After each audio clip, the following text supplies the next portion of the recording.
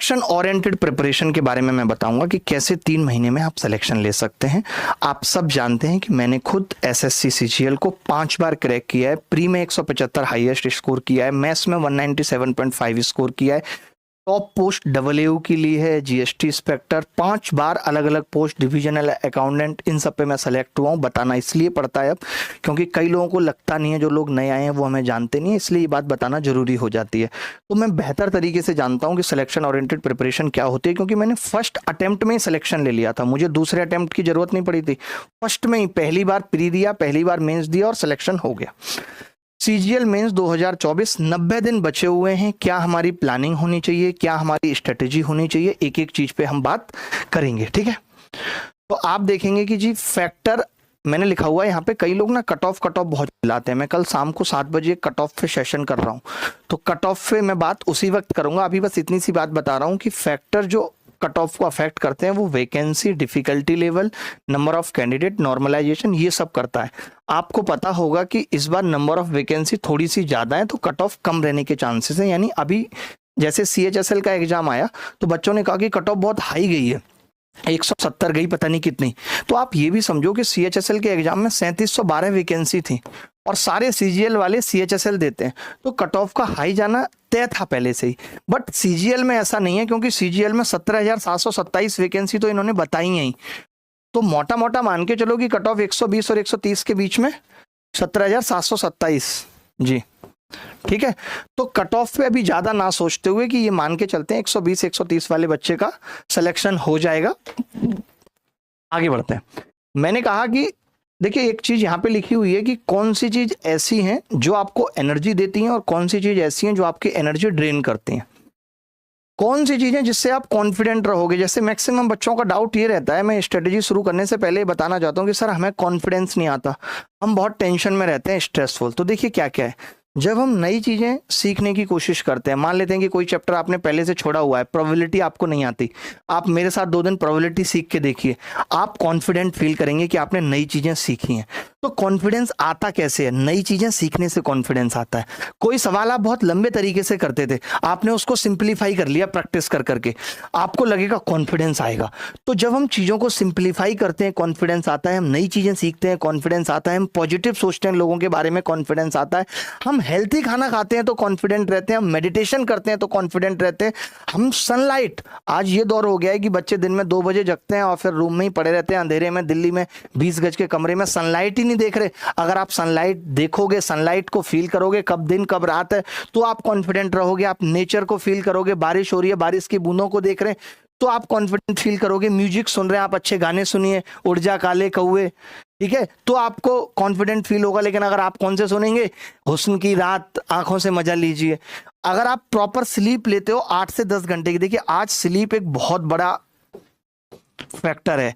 हम लोग सोते तो हैं बट हमारे दिमाग में बातें चलती रहती हैं, सुई भी गिर जाए तो हम जग जाते हैं। अगर आप वैसी नींद ले रहे हैं तो मैं आपको कहूंगा आप डॉक्टर को दिखाइए, क्योंकि वैसी नींद से आप कभी कॉन्फिडेंट और एनर्जेटिक नहीं रहेंगे। एनर्जेटिक और कॉन्फिडेंट रहने के लिए 8 से 10 घंटे की ऐसी स्लीप चाहिए कि लोग भी कहें कि यार ये तो घोड़े बेच के सो गया, ठीक है। और उसके अलावा रेस्ट बहुत जरूरी है। ये सब चीजें हमें कॉन्फिडेंट बनाती हैं। स्ट्रेस हमें किन किन चीजों से होता है? डर, हर वक्त यही सोचते रहना मेरा सिलेक्शन होगा नहीं होगा, ये डर अगर रहेगा तो स्ट्रेस रहेगा। न्यूज देखना आज की डेट में स्ट्रेसफुल है, आपकी एनर्जी को ड्रेन करेगा, एकदम न्यूज मत देखो। अल्कोहल कंज्यूम करते हैं स्ट्रेसफुल रहेंगे, स्मोकिंग करते हैं स्ट्रेसफुल रहेंगे, फास्ट फूड खा रहे हैं, बर्गर पिज्जा चाउमीन, ये जब तक आप खाते रहेंगे आपको टेंशन रहेगी। आज से बिल्कुल छोड़ देना है। सेल्फ क्रिटिसिज्म, अपने आप को यार मैं तो बहुत गंदा दिख रहा हूं, मैं अच्छा नहीं दिख रहा, ये सब सोचना, आपके साथ ऐसा नहीं है। तो ये सेल्फ क्रिटिसिज्म क्या है? स्ट्रेस देता है।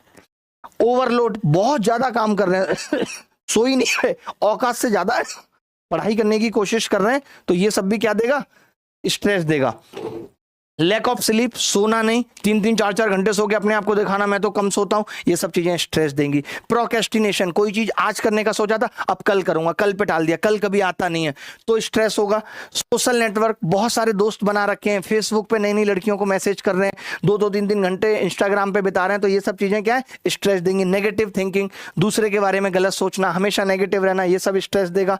और थिंकिंग अबाउट पास्ट, जो चली गई छोड़ के उसके बारे में हरदम सोचते रहने से क्या होगा? स्ट्रेस होगा। होगा। तो अब आप देख लीजिएगा कि आपको स्ट्रेसफुल रहना है या कॉन्फिडेंट रहना है, ये मैंने आपको बता दिया, ये जिंदगी के रिसोर्सेस हैं कि आपको करना क्या है। अब जब आपको ये बात समझ में आ गई कि करना क्या है, तो हम आगे चलते हैं कि भैया सीजीएल मेंस 2024 क्या है। सीजीएल मेंस 2024 का मतलब है कि ये फर्स्ट वीक इन दिसंबर में एग्जाम होगा, मान के चलते हैं, यानी कि आज से करेक्ट 3 महीने है। 3 महीने 390 नंबर का पेपर है। पेपर 1 में मैथ्स और रीजनिंग 180 नंबर की आएगी, पेपर 2 में इंग्लिश और जीएस 210 नंबर की आएगी, पेपर 3 कंप्यूटर है, क्वालिफाइंग है। सब्जेक्ट मेजर जो है वो है मैथ्स, इंग्लिश, रीजनिंग, जीएस और जीके। ठीक है, ये 4 सब्जेक्ट्स इंपॉर्टेंट है। सीजीएल मेंस में मैथ्स जो है 30 क्वेश्चन आने हैं 90 नंबर के। तो मैं ये कहूंगा कि इसमें हमारा टारगेट होना चाहिए, मैं यहाँ पे टारगेट भी लिखता रहता हूँ साथ के साथ, मैथ्स में जो हमारा टारगेट होगा वो भैया 90 के 90 होगा कि एक भी सवाल गलत ना हो। रीजनिंग में भी हमारा टारगेट 90 का 90 होगा।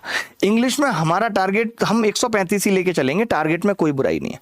बट जीएस में हम टारगेट 75 का लेके नहीं चलेंगे, जीएस में हम लेके चलेंगे कि यार 20 सवाल भी सही हो गए तो बहुत बड़ी बात है। मैं ये मान के चलूंगा जीएस में, ये नहीं कहूंगा मुझे सारे सही करने हैं, बट हाँ मैं इस बात की गारंटी अपने आप को दूंगा कि अगर कोई भी बच्चा एसएससी में 20 सवाल सही करके आ रहा है तो वो 20 मैं हूंगा करने वाला। यानी मुझे सबसे ज्यादा सवाल सही करने हैं, पूरे कर पाऊं या ना कर पाऊं, पूरे करने की अगर आपने होड़ लगा ली तो आपके बाकी के सब्जेक्ट इफेक्ट हो जाएंगे, बाकी के सब्जेक्ट में आप अच्छा परफॉर्म नहीं कर पाएंगे। कहीं ऐसा ना हो जीएस में 75 नंबर लाने के चक्कर में आपके मैथ्स में 85 रह गए। टोटल 390 नंबर का खेल है। Time management most important thing है, चाहे जिंदगी क्रैक करनी हो या एग्जाम क्रैक करना हो। अब टाइम मैनेज होगा कैसे? देखिए मैंने एक एक बातें लिख रखी हैं कि समय का हिसाब किताब रखना है कि जो बचे हुए 3 महीने हैं इसमें मुझे एक भी सेकंड बर्बाद ही नहीं करूंगा।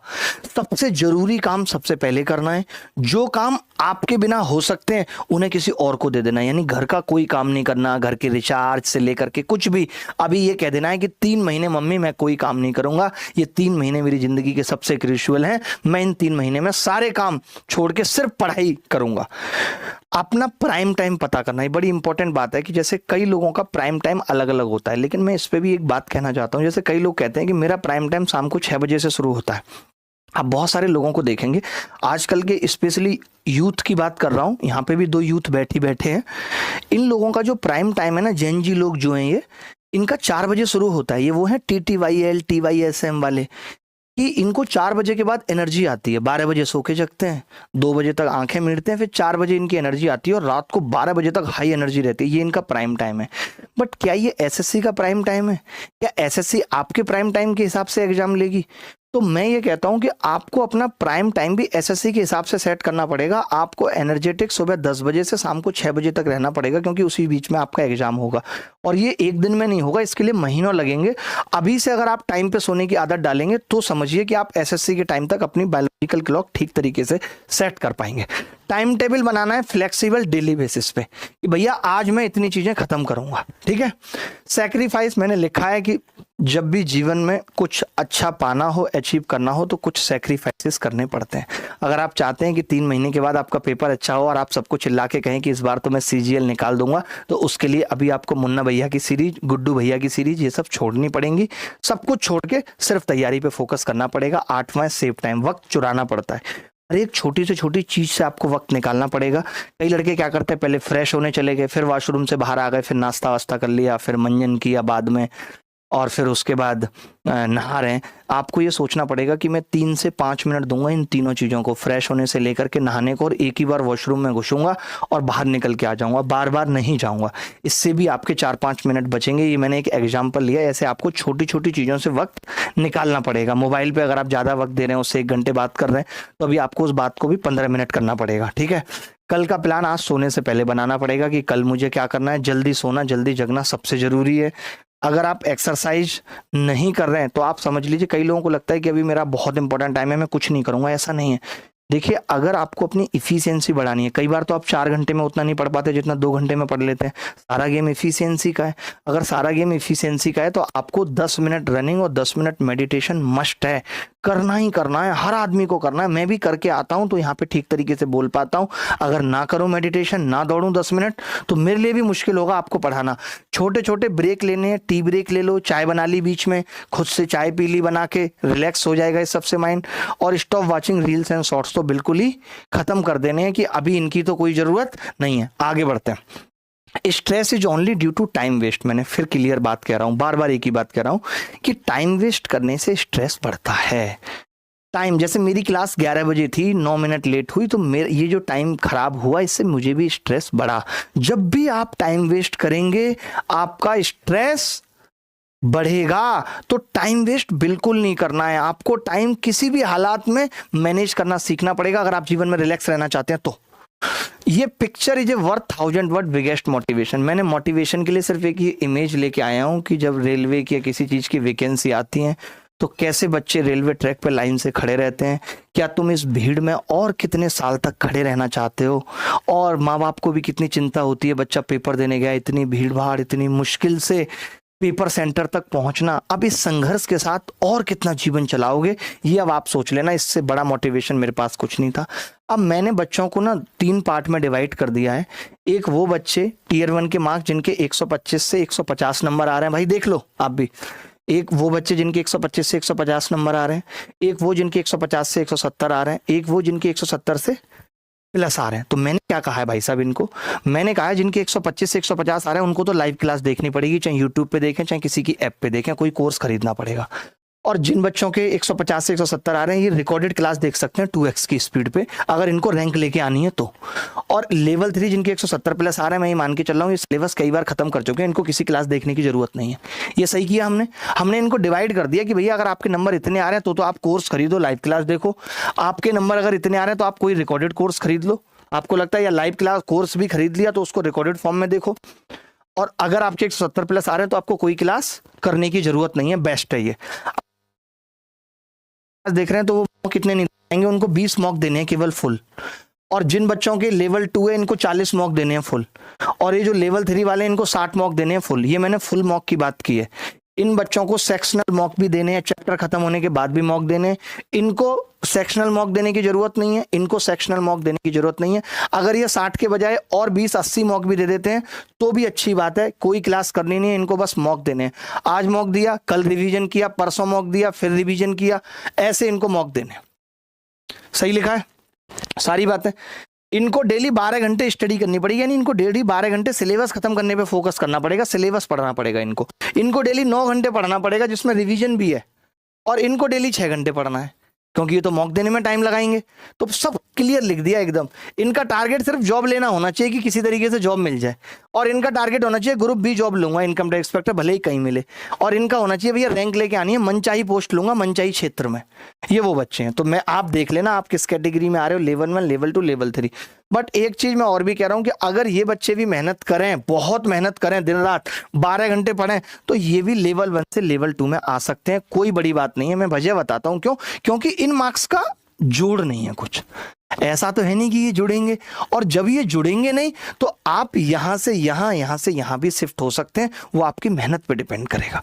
बट मैंने अभी बता दिया क्योंकि देखिए फॉल्स एक्सपेक्टेशन पालने का कोई मतलब नहीं है कि आपके नंबर इतने आ रहे हैं, पढ़ना भी आपको नहीं है। अगर आप पढ़िए डेली 12 घंटे, मैं दावे के साथ कहता हूं कि आप इधर आ जाएंगे। हो सकता है आपके किसी कारण बस 125-150 नंबर रह गए हो। तो ये बात क्लियर हो गई किसको क्लास करनी है, किसको नहीं करनी, किसको रिकॉर्डेड क्लास 2x की स्पीड पे देखनी है। ये बात भी हमने क्लियर बता दी। आगे बढ़ते हैं। Evaluate your study. आपका लेवल अभी है कहाँ पे, आपके लो स्कोरिंग टॉपिक क्या है। आज ही जाके ये लिस्ट बनानी है कि मेरा लो स्कोरिंग टॉपिक जीएस है या उसके अंदर कोई सब टॉपिक है, मेरे स्ट्रॉन्ग सब्जेक्ट कितने हैं, मैं केवल उनका रिवीजन करूंगा, उनको नहीं पढ़ूंगा। मान लेते हैं एक बच्चे को अलजेब्रा बहुत आता है तो वो अलजेब्रा की क्लास नहीं देखेगा, चलेगा। टाइम टेकिंग सब्जेक्ट्स कौन कौन से हैं जिसमें मुझे बहुत टाइम लग जाता है, मैं सिंप्लीफिकेशन नहीं आती, मुझे शॉर्ट एनालिसिस नहीं आती, इसको मैं अभी खत्म करूंगा ताकि बाद में रिवीजन भी कर पाऊं। तो इसकी एक लिस्ट तैयार कर लेना, ठीक है।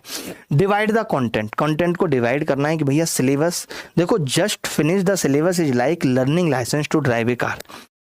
सिलेबस को खत्म करना बिल्कुल वैसे ही है जैसे आपने क्या किया है, एक कार को चलाने का लर्निंग लाइसेंस आपका बन गया है। लेकिन जो सेकंड है प्रैक्टिस टू रिवीजन, जो कि मेंस में सबसे ज्यादा जरूरी है, वो है if you want to drive car fast then it will require a lot of practice.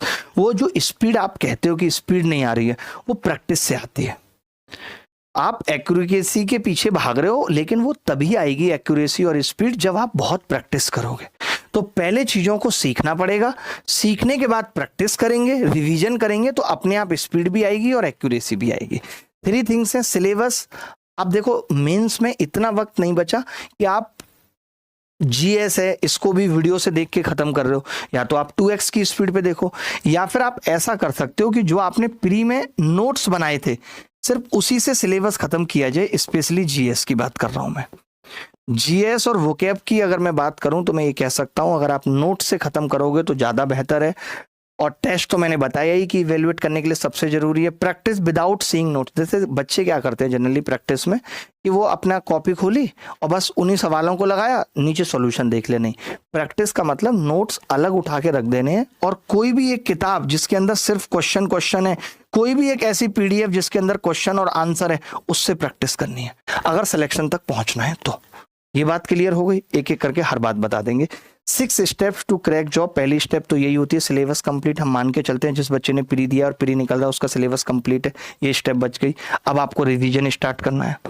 आपने आज रिवीजन किया अलजेब्रा का, वहीं पे आपने मॉक टेस्ट मार दिया, एक पीडीएफ सोल्व कर ली। मॉक टेस्ट का मतलब जरूरी नहीं है लैपटॉप पे करें, आपके पास पीडीएफ निकली हुई है अलजेब्रा की, वो आपने कंप्लीटली सोल्व कर ली। जब आपने प्रैक्टिस, उसके बाद जब आपकी सारी प्रैक्टिस हो गई, अब आप मॉक टेस्ट दे रहे हैं। मॉक टेस्ट में इसके बाद आता है, मॉक टेस्ट देते देते क्या होता है, हम बहुत सारी नई चीजें सीखते हैं और चीजें हमारी टिप्स पे हो जाती हैं, और जब टिप्स पे हो जाती हैं तो हम सिलेक्शन तक पहुंच जाते हैं। ये प्रोसेस है सिलेक्शन तक पहुंचने का। मैथ्स 90 नंबर की है, 30 क्वेश्चन है, लेकिन ऐसा नहीं है कि सिलेबस कम है। जब 200 नंबर की गणित आती थी तब भी उतना सिलेबस था, और अब 90 नंबर की आती है तो भी उतना सिलेबस है। जैसे नंबर सिस्टम के अंदर क्या है, अलजेब्रा के अंदर क्या है, तो ये सब चीजें हैं जो सिलेबस के अंदर हैं। ज्योमेट्री है तो ज्योमेट्री के अंदर क्या क्या चीजें हैं जिस पे सवाल पूछे जाते हैं। कॉन्ग्रुएंसी और सिमिलरिटी पे अच्छे सवाल पूछे जाते हैं। कॉमन टेंजेंट पे अच्छे सवाल पूछे जाते हैं। मेंसुरेशन में ट्राइंगल, क्वाड्रिलेटरल, रेगुलर, पॉलीगन, ये सारी चीजें हैं मेंसुरेशन के अंदर। और फंडामेंटल अर्थमेटिक ऑपरेशन में परसेंटेज। आपने देखा होगा कि इस बार भी अगर मैं प्री की बात करूं तो ऐसा नहीं है कि पेपर बहुत मुश्किल आया है, बट ऐसा नहीं है कि पूरा कर सकते थे, ऐसा आया है। 2-4 सवाल अच्छे रहे हैं। जैसे आपने इस बार बोट वाला सवाल देखा था, याद है आपने एक बोट वाला सवाल देखा था 59.375% वाला।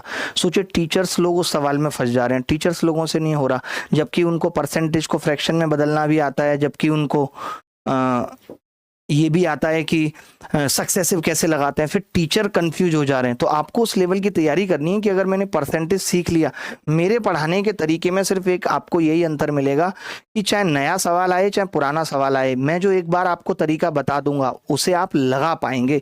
ऐसा नहीं होगा, जैसे कई बच्चे भी बहुत ऐसे कहते हैं, अरे पेपर में तो नया सवाल आ जाए फिर दिमाग काम नहीं करता, एक्स तोड़ता है। ये झूठी बात है यार। मैंने 1-1 घंटे में पेपर किया और 97.5 नंबर लाए।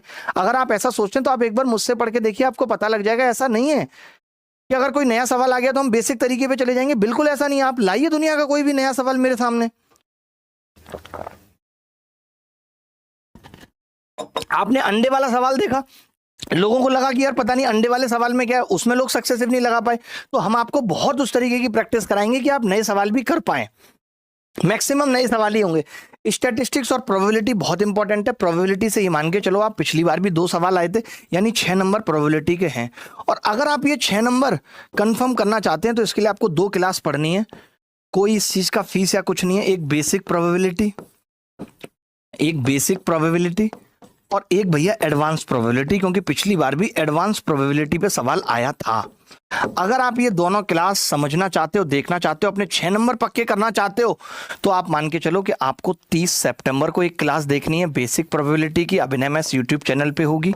और एक आपको 1 अक्टूबर को देखनी है एडवांस प्रोबेबिलिटी की। आपको पता भी लग जाएगा कि हम मेंस में किस तरीके से पढ़ाते हैं। ये दोनों क्लासेस अभिनय मैथ्स यूट्यूब चैनल पे लगी हुई हैं, जाके अभी उसको नोटिफाई कर देना, नोटिफिकेशन आ जाए। प्रोबेबिलिटी की टेंशन खत्म।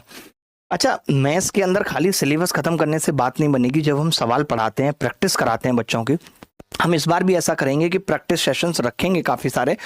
तो remember tables, squares, cube and digital sum. तो यूज अप्रोक्सीमेशन मेथड, ऑप्शन से कैसे सवाल करते हैं, डिविजिबिलिटी रूल से कैसे सवालों को खत्म करते हैं, रेशियो से कैसे सवालों को खत्म करते हैं, परसेंटेज से कैसे सवालों को खत्म करते हैं, वैदिक मैथ्स की टेक्निक, ये भी इस बार आपको मेंस में पढ़ाया जाएगा। ये सब चीजें भी सिलेबस के साथ साथ आपको पढ़ाई जाएंगी, दिखाई जाएंगी। ठीक है, आगे बढ़ते हैं। अच्छा, जनरल इंटेलिजेंस एंड रीजनिंग में, अब मैंने मैथ्स का तो आपको बता दिया। मैथ्स में एक बात रह गई कि जो बच्चे किसी भी कोर्स में नहीं है, कुछ नहीं कर रहे, उनके लिए हम क्या कर रहे हैं। तो हम 2 चीजें कर रहे हैं। ये वाली भी इंपॉर्टेंट बात थी। हम 2 चीजें कर रहे हैं। एक तो आपको याद होगा कि A to Z क्वांट करके एक बैच चल रहा था, A to Z quant plus.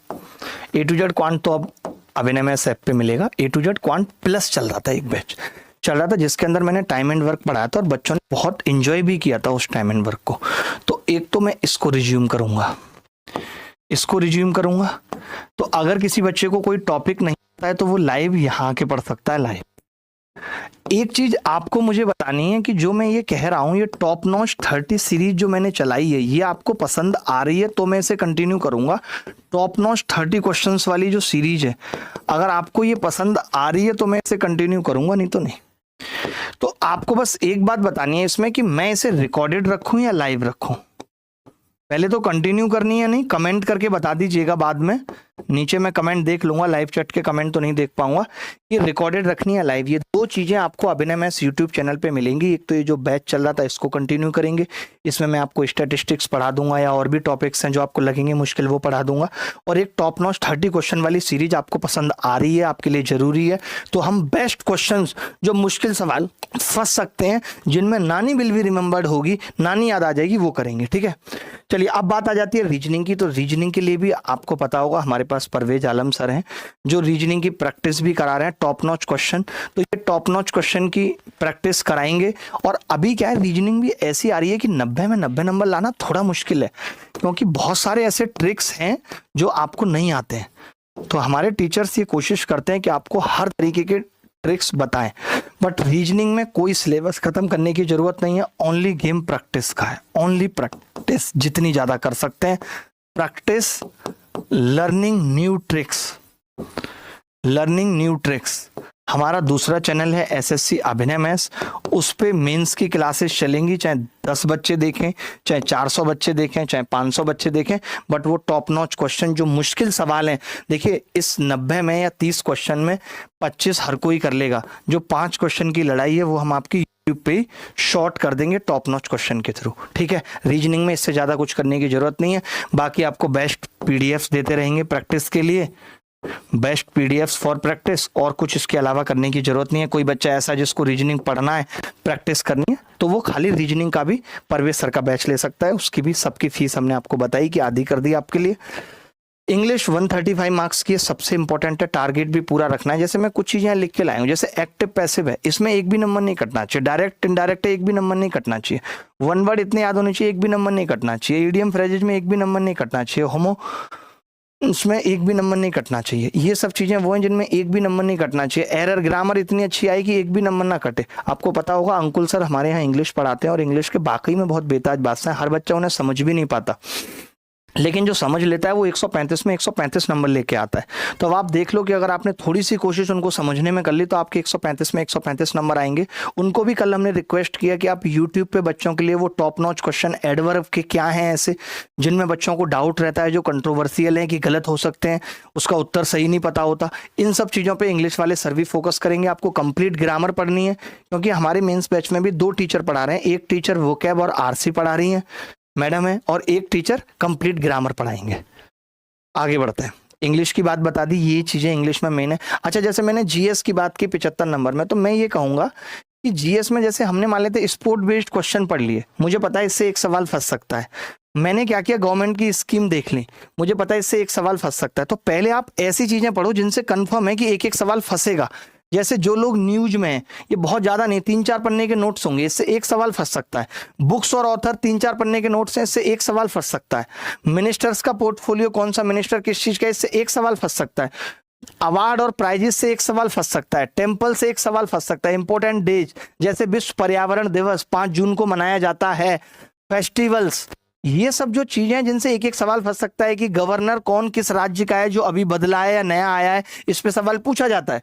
तो जब आप ऐसी छोटी छोटी चीजें जीएस में पहले पढ़ेंगे, आप क्या करते हैं, पहले ही उठा लिया आपने ज्योग्राफी, अब पागल हुए जा रहे हैं, हाय राम जीएस का इतना सिलेबस है, मेरा क्या होगा। आपको इंटरेस्ट डेवलप करना पड़ेगा जीएस में, और वो इंटरेस्ट तब आता है जैसे आप कुछ भी बिजनेस कर रहे हो फॉर एग्जाम्पल भाई, और आपको 1 भी रुपया नहीं आ रहा, आपको आएगा मोटिवेशन नहीं। अगर आपको 100-150 आ रहे हैं, 200 आ रहे हैं, 500, 1000 आ रहे हैं, तो मोटिवेशन आता है। तो जब कोई चीज जिसमें इंटरेस्ट ना हो, उसमें वो छोटी छोटी चीजें पढ़ो जहां से पक्का पता है कि एक सवाल फंसेगा। और जब मालूम है कि एक सवाल फंसेगा यहां से, तो जब उतना पढ़ लेते हैं ना, तो फिर मोटिवेशन आने लगता है। जैसे मैं इंग्लिश में भी कहूंगा, आप याद तो करो, 1 वर्ड सब्स्टिट्यूशन याद करो, आपको ईडियम फ्रेजेस के लिए मोटिवेशन अपने आप आने लगेगा। जब आप मॉक टेस्ट दोगे और आपके याद किए हुए इडियम फ्रेजेस फंसने लगेंगे या वन वर्ड फंसने लगेंगे, तब आपको लगेगा यार अच्छा लग रहा है अब। तो पहले अच्छा लगाना जरूरी है, और अच्छा तब लगेगा जब थोड़ा सा तो पढ़ो, थोड़ा सा पढ़ोगे अपने आप मोटिवेशन आएगा। कंप्यूटर में 20 क्वेश्चन है। कंप्यूटर का मैंने अभी आपको बताया कि फ्री कोर्स अवेलेबल है अभिनव ऐप पे, और उसके अंदर हम एक चीज और ऐड कराएंगे अभी कि कुछ लाइव सेशंस कंप्यूटर के बेस्ट टीचर से और प्रैक्टिस सेशन, कुछ लाइव सेशन और प्रैक्टिस सेशन आपको उसमें डलवाएंगे फ्री कोर्स में, क्योंकि कंप्यूटर क्वालिफाई करना जरूरी है। मैं ऐसे कई बच्चों को जानता हूं जिनका कंप्यूटर की वजह से एग्जाम नहीं हुआ पिछली बार भी। तो कंप्यूटर को हल्के में नहीं लेना है, ठीक है भाई। अब तो एसी चलाना पड़ेगा, नहीं तो पसीने पसीने की पूरे रूम में हो जाएगी। जो लोग बहुत लहसुन और प्याज खाते हैं उनके पसीने से बहुत स्मेल आती है। आपकी तो बात ही नहीं कर रहा हूं मैं, जिनकी कर रहा हूं उन्हें पता है क्या। अब देखिए, अब कुछ एक सवाल है जो हमने बच्चों के लिए कि क्या कोर्स कंप्लीट करने से सिलेक्शन हो जाएगा, तो ऐसा बिल्कुल भी नहीं है। कोर्स कंप्लीट करने का मतलब बस इतना ही है कि आपको एक कार चलाने का लर्निंग लाइसेंस मिल गया है, तो ऐसा नहीं है। कोर्स कंप्लीट करने के बाद रिवीजन, रिवीजन के बाद प्रैक्टिस, प्रैक्टिस के बाद मॉक देंगे, तभी सिलेक्शन होगा।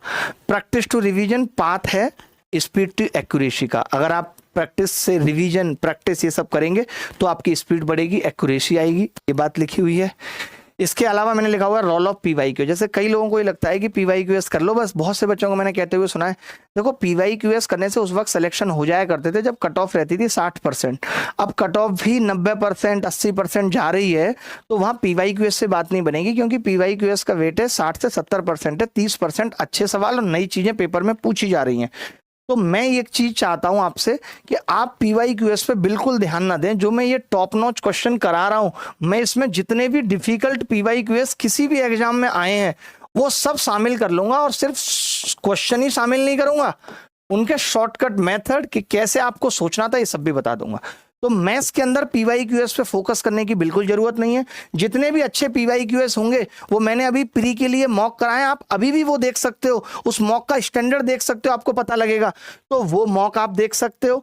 न्यू थिंग्स पढ़ना जरूरी है, बिल्कुल जरूरी है। जैसे इस बार के पेपर में कुछ एक चीजें हमें पता चली कि यार इनवर्स ट्रिग्नोमेट्री पे सवाल आया CHSL में, तो हमें पढ़ना पड़ेगा, हमें नई चीजें सीख के जानी पड़ेंगी। कुछ भी अगर नया पूछा जा रहा है तो वो हमें सीख के जाना पड़ेगा। और ऐसा इस बार भी हो सकता है कि CGL में भी कुछ कुछ नया पूछा गया हो, वो आंसर की आएगी तभी पता चलेगा, क्योंकि हमने एनालिसिस तो कराया नहीं, बंद हो गया था। प्रैक्टिस रिवीजन बता ही दिया। अपने पार्ट टाइम को 3 पार्ट में डिवाइड कर लो कि कुछ स्टडी यानी चीजें याद करनी है, फिर रिवीजन और फिर टेस्ट देना है। और कंप्यूटर सेक्शन को एकदम इजी नहीं लेना है भाई, मॉक सेक्शनल टेस्ट भी लगाने चाहिए और फुल लेंथ टेस्ट भी लगाने चाहिए। जो बच्चे अभिनव ऐप पे मेंस के बैच में होंगे उनको सेक्शनल टेस्ट भी मिलेंगे, टॉपिक खत्म होने के बाद भी। टॉपिक से पहले भी मैं आपको बता देता हूं, हमारी टीम ने मुझे लिख के भी दिया था कि सर ये चीजें हैं जो हम बच्चों को देंगे इस मेंस के बैच में। तो मैं बता देता हूं सर, हम चैप्टर टेस्ट देंगे, हम यूनिट टेस्ट देंगे, हम सेक्शनल टेस्ट देंगे, हम प्रैक्टिस सीट देंगे level wise, level 1, level 2, level 3। ये सभी चीजें प्रोवाइड कराने की सर मेरी रिस्पॉन्सिबिलिटी है मैथ सेक्शन के लिए। साथ ही प्रिंटेबल सीट जो जाती है क्लास के बाद वो भी हम देंगे।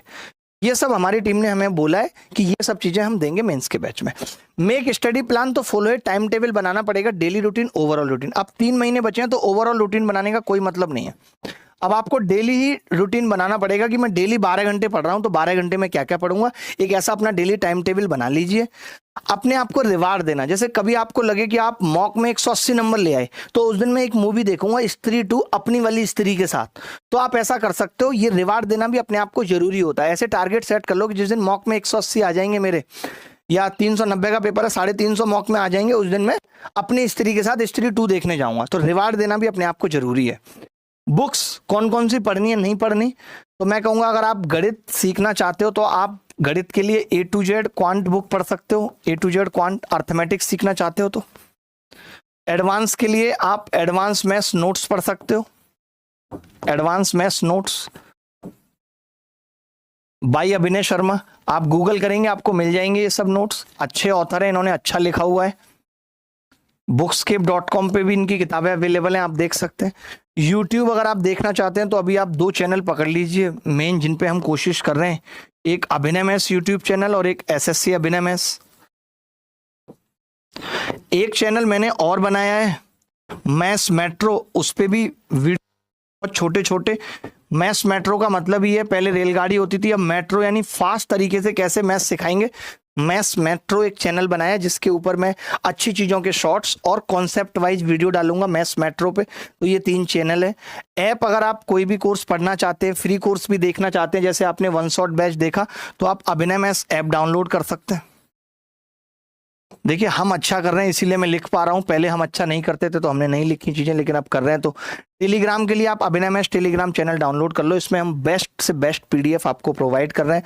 टॉपर स्टॉक देखने की इस वक्त बिल्कुल जरूरत नहीं है, रील शॉर्ट देखने की बिल्कुल जरूरत नहीं है, न्यूज़पेपर पढ़ने की बिल्कुल जरूरत नहीं है, खत्म खेल। ठीक है, आगे रोल ऑफ PYQs बता दिया। कोचिंग एंड ऑप्शन और कंपलसरी तो मैंने बता दिया था कि जिन बच्चों के प्री में इतने नंबर आ रहे हैं उनको कोचिंग लेनी चाहिए, जिनके 170 प्लस आ रहे हैं उनको लेने की कोई जरूरत नहीं है। A to Z quant plus batch update यही है कि रीलॉन्च करते हैं, रिज्यूम करते हैं 7 अक्टूबर से। बाकी आप बता दीजिएगा कि आगे करें अभी ना करें। और मेंस स्टूडेंट्स के लिए टॉप नॉच 30 क्वेश्चंस रिकॉर्डेड रखने हैं, लाइव रखने हैं, ये आप बता दीजिएगा। मैंने आपको बताया आपको फायदा हो रहा है तो ये आपको टाइम टेबल की नीड है, तो हमने टाइम टेबल बना दिया है कि मैथ्स कितने घंटे पढ़नी है, इंग्लिश कितने घंटे पढ़नी है, GS कितने घंटे पढ़नी है, रीजनिंग। ये उन बच्चों के लिए जिनका अभी तक सिलेबस ही नहीं कंप्लीट हुआ है। और फिर अपने जो टारगेट आप डिसाइड करोगे कि आपने वीक 1 वीक 2 5 वीक का टारगेट बना लो, उसमें कितने टारगेट आप अचीव कर पा रहे हो, मंडे वाला काम हुआ नहीं हुआ, ऐसा एक लिस्ट बना लो, उस पर टिक करते रहो। जितने टारगेट अचीव होंगे आपका कॉन्फिडेंस बढ़ेगा।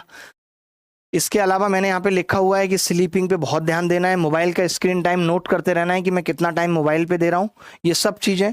क्योंकि जितना कम टाइम मोबाइल पे रहेगा, जितना ज़्यादा स्लीपिंग पे रहेगा, उतनी आपकी स्टडी हाई होगी। ये आपको बनाना है कि 300 प्लस पे भी खुश रहना है, टेंशन नहीं लेनी, लेकिन जाना कहाँ तक है, 350 तक। तो 300 से 350 तक का सफर आपको तय करना है। मैं ये मानता हूँ आप प्री क्वालिफाई करके आए, 300 लाने का बूता आप में है।